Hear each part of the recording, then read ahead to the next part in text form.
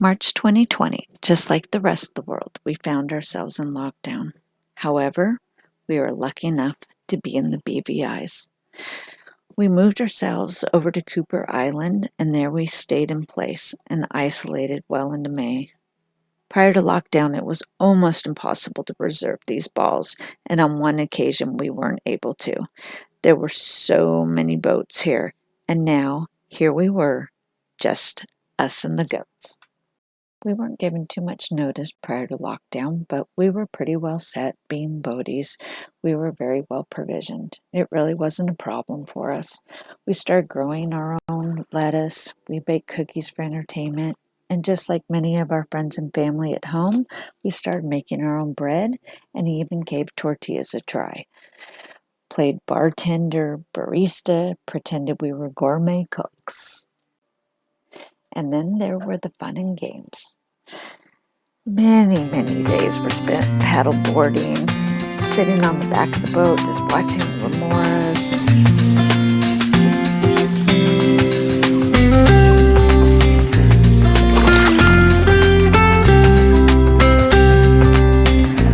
That provided endless entertainment for us.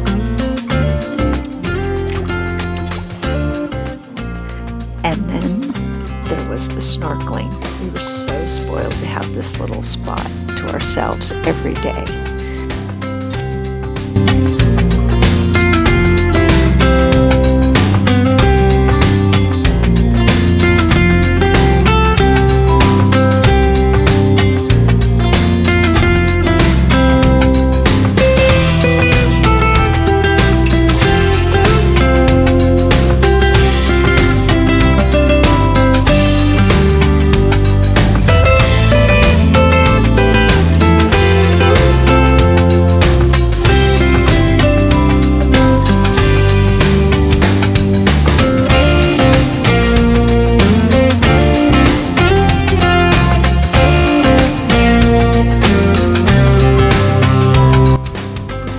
Healthy reef is starting to return after all the damage from Hurricane Irma a few years earlier, and it was just beautiful.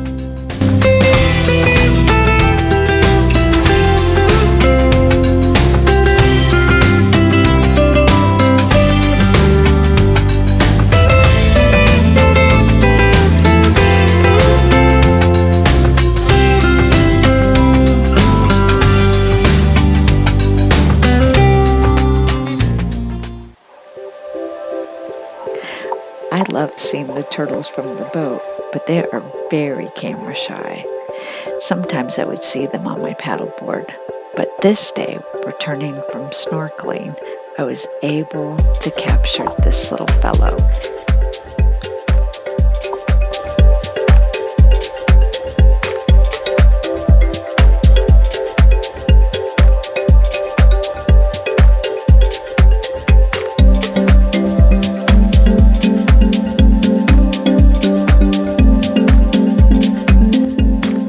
He eventually tired of me and swam off like I was the paparazzi.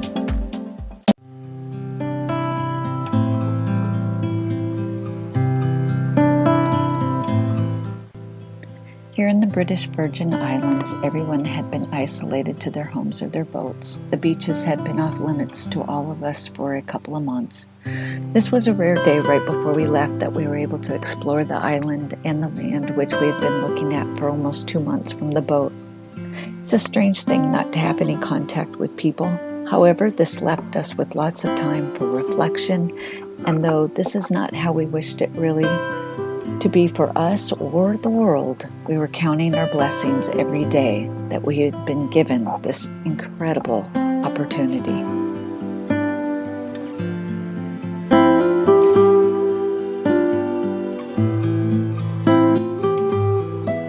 Emerson once wrote, "Live in the sunshine, swim the sea, drink the wild air."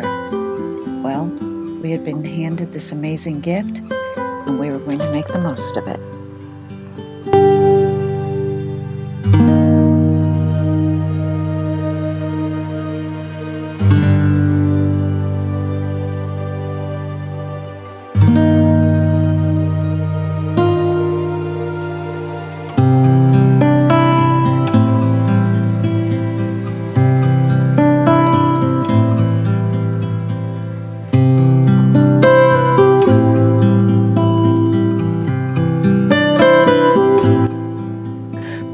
say alone, that really isn't completely true. The island, or the resort, I should say, had about 25 employees that were there. We just never saw them. The waters and the skies were quiet, no flights coming in. Occasionally we might see the Coast Guard boat checking up to make sure all the rules were being observed. And then Gordon and Mag came and joined us. This was the day David's glasses went overboard, and it gave us all something to do. In the end, no glasses were found though. These times make me question the injustice. So time marched on, and we celebrated birthdays back home. We didn't have Zoom calls, but we sent our best wishes just the same. April 1st to Abby and Ann. Easter on April 12th. Then Gordon's birthday on April 15th. Then Mag's birthday shortly thereafter. Then we had Cinco de Mayo. We had been looking at Tortola all this time, and by Mother's Day we had permission to go. The restrictions were starting to lessen, and at the marina we were able to pick up our Mother's Day dinner right before the 1 p.m. curfew. Soon after, the curfew started to relax and be a bit later, and what a joy it was to hear honking horns, the sounds of people, and a town again. Then the beaches opened up, and I grabbed a ride with this delightful couple, Daisy and Jared, to the other side of the island to spend the afternoon with them and their adopted pup.